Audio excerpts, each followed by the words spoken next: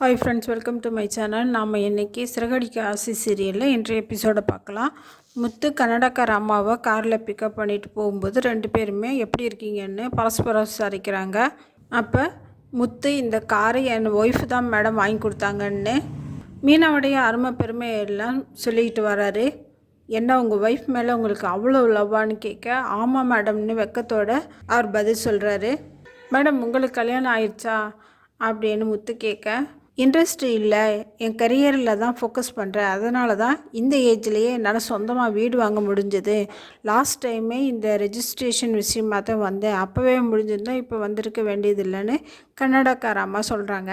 ஏன் மேடம் என்ன ஆச்சுன்னு முத்து கேட்க, அது ஒரு சின்ன ப்ராப்ளம், எங்கிட்ட இருந்த பணம் வேறு மாதிரி செலவாயிடுச்சுன்னு சொல்ல, எவ்வளோ மேடம் முத்து கேட்குறாரு. அதுக்கு 30 லட்சம்னு சொல்கிறாங்க. எனது 30 லட்சமானு முத்து ஷாக்காக, ஆமாம் எங்கிட்ட ஃபோர்ஸ் பண்ணி 2 ஃப்ராடுங்க வாங்கிட்டாங்கன்னு சொல்ல, அதுக்கு முத்து யாருன்னு சொல்லுங்கள் மேடம், நம்மக்கிட்ட நிறைய ஆளுங்க இருக்காங்க, நான் ஹெல்ப் பண்ணுறேன்னு சொல்ல, அதெல்லாம் வேண்டாம், அது முடிஞ்சு போன கதை, அதை நான் யோசிக்க கூட தயாராக இல்லைன்னு சொல்லிட்டு கன்னடக்கார அம்மா சொல்கிறாங்க.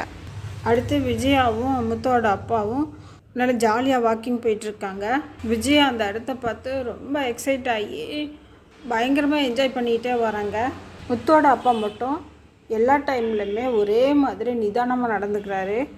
அடுத்ததாக கன்னடக்கார அம்மாவை ரெஜிஸ்ட்ரேஷன் ஆஃபீஸில் விட்டுட்டு வெளியில் வெயிட் பண்ணிகிட்ருக்கார் முத்து. இந்த டைமில் ரோஹிணியும் மனோஜும் அவருடைய பார்க் ஃப்ரெண்டும் ரெஜிஸ்ட்ரேஷனுக்கான ப்ரொசீஜர் பற்றி தெரிஞ்சுக்கலான்னு சொல்லிட்டு வந்திருக்காங்க. என்ன ப்ரோ, உன்னோட தம்பியை முன்னாடியே வர சொல்லிட்டேன்னு சொல்லி ஃப்ரெண்டு கேட்க, நானா இல்லையேன்னு மனோஜ் சொல்லும்போது முத்துவும் இவங்களை பார்த்துறாரு. என்னடா இங்கே வந்திருக்கேன்னு முத்து மனோஜை கேட்க, வீடு வாங்க போகிறோம்ல, அதான் அந்த ப்ரொசீஜர்லாம் என்னென்னு தெரிஞ்சுக்க வந்திருக்கோம் அப்படின்னு சொல்லிட்டு சொல்கிறாரு. நீங்கள் இங்கே என்ன பண்ணுறீங்கன்னு ரோஹிணி கேட்குறாங்க. நான் சவாரிக்கு வந்தேன், கஸ்டமர் உள்ளே இருக்காங்கன்னு முத்து சொல்கிறாரு. ரெஜிஸ்ட்ரேஷன் பற்றி விசாரிக்க அவங்க 3 பேரும் ஆஃபீஸ்க்கு உள்ளே போகிறாங்க. கன்னடக்காரம்மா இவங்கள பார்த்துட்டு உடனே அங்கேருந்து கிளம்பிடுறாங்க. என்ன மேடம் ஏதாவது பிரச்சனையான்னு கேட்க, ரெஜிஸ்ட்ரேஷன்லாம் முடிஞ்சிச்சு, ஆனால் நான் லைஃப்பில் திரும்பவும் யாரை பார்க்கக்கூடாதுன்னு நினச்சேனோ அவங்கள பார்த்துட்டேன், மூட் அவுட்டாக இருக்கு, நீங்கள் ஃப்ளாட்டுக்கு போங்கன்னு சொல்ல முத்துவும் வண்டியை எடுக்கிறாரு. அவங்க முத்துவுக்கும் மீனாவுக்கும் கூலிங் கிளாஸை கிஃப்டாக கொடுக்குறாங்க. அடுத்து மனோஜும் ரோஹிணியும் புது வீட்டு லேண்டில் உட்காந்து பேசிகிட்டு இருக்காங்க. இந்த டைமில் ஒரு காஸ்ட்லியான கார் வந்து நிற்கிது.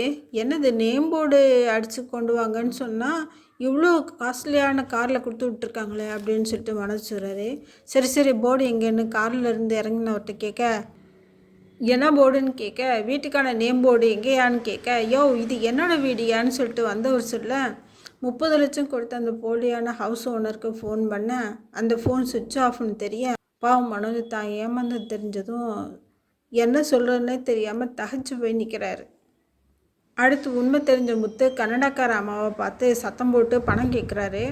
போன தடவை நான் இங்கே வரும்போதே உன்னோட அண்ணன் என்னை பார்த்துட்டாரு, அப்பயே போலீஸ் ஸ்டேஷனுக்கு போய் 30 லட்சத்தையும் உங்கள் அண்ணன் வாங்கிக்கிட்டாரு அப்படின்னு சொல்லிட்டு முத்துவுக்கு அந்த அம்மா ஷாக் கொடுக்குறாங்க. நாளைக்கான இந்த குட்டி கிளிப்போட இந்த எபிசோட் முடியுது.